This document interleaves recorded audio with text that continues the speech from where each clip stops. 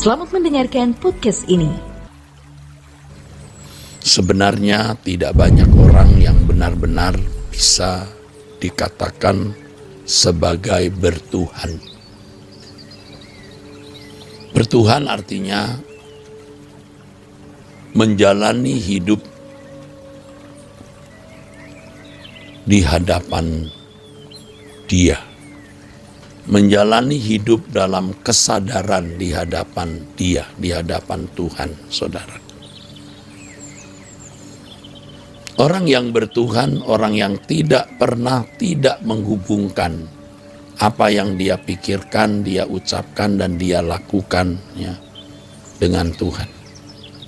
Ia selalu menghubungkan, mengkaitkan, merelasikan, mengkoneksikan apa yang dia pikirkan, dia ucapkan, dan dia lakukan itu, saudara, dengan Tuhan.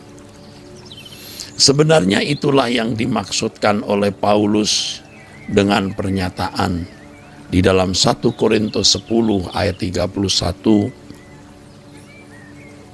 Jika engkau makan atau jika engkau minum atau jika engkau melakukan sesuatu yang lain, lakukanlah semuanya itu untuk kemuliaan Allah.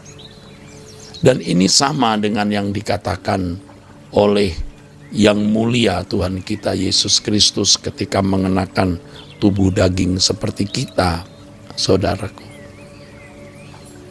Di dalam Yohanes 4 ayat 34, makananku melakukan kehendak Bapa dan menyelesaikan pekerjaannya.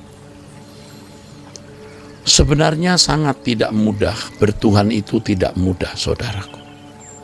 Beragama itu masih bisa dikatakan mudah.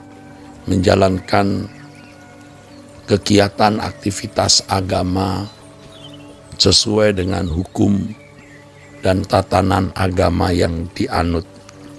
Tetapi bertuhan ini urusannya sudah langsung kepada pemilik jagat raya yang menciptakan langit dan bumi, yang menjadi tuan, majikan, dan maharaja dari kehidupan ini. Ini tidak mudah. Tetapi kalau kita belajar, kita terus-menerus melatih diri untuk bertuhan, maka bertuhan itu menjadi sangat mudah. Sampai kita tidak bisa tidak bertuhan karena irama hidup kita sudah terbentuk begitu rupa. Memang pada awal-awal ketika belajar bertuhan itu berat dan sulit. Sebab hidup kita dibelenggu, saudara. Dibelenggu, dipasung. Ya, saudara, dipenjara oleh yang saya sebut sebagai hadirat Allah di hadapan Tuhan.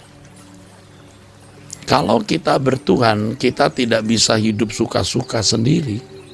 Apa yang kita pikirkan, yang kita lihat, yang kita dengar, yang kita lakukan, semua dikoneksikan dengan Tuhan. Wow, ini berat, saudara. Yang terbiasa kita, dalam tanda kutip ya, quote and quote ya, liar, saudara. Kita biasa hidup seperti orang lain hidup. Walaupun beragama tapi tidak bertuhan.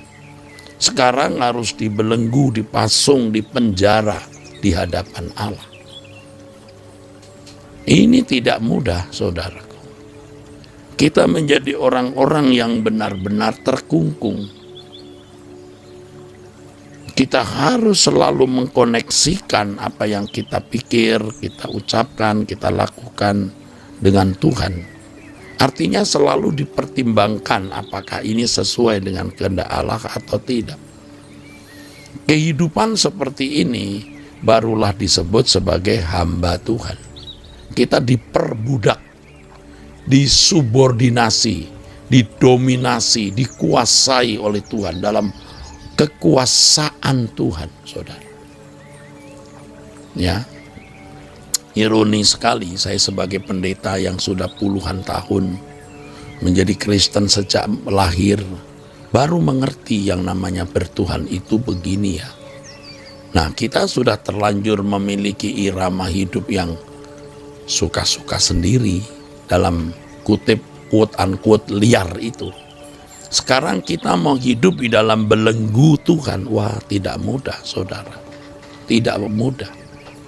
Tetapi kalau kita mau menjadi hamba Tuhan yang benar, demikianlah.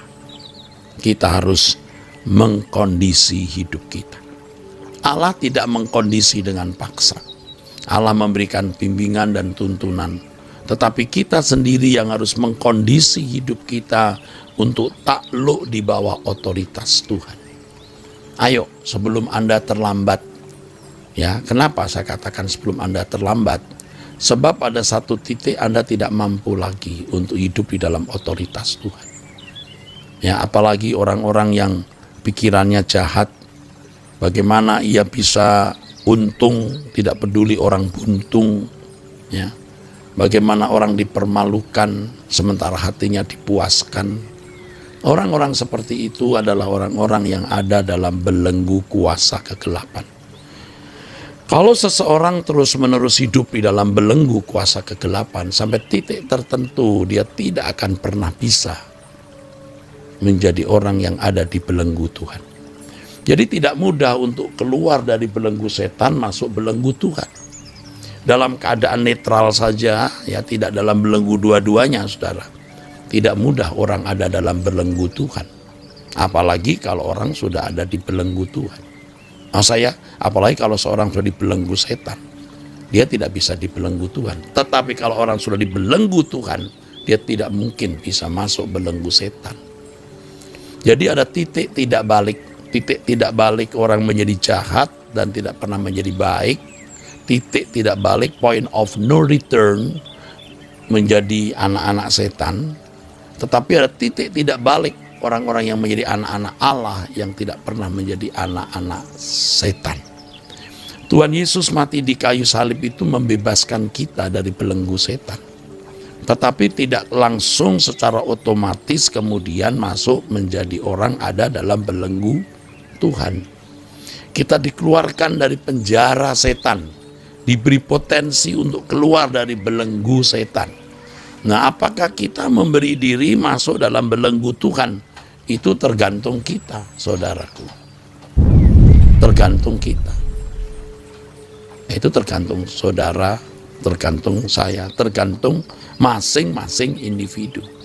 Dengan doa puasa kita selama 30 hari ini, target kita keluar dari belenggu setan dan terus masuk dalam belenggu Tuhan.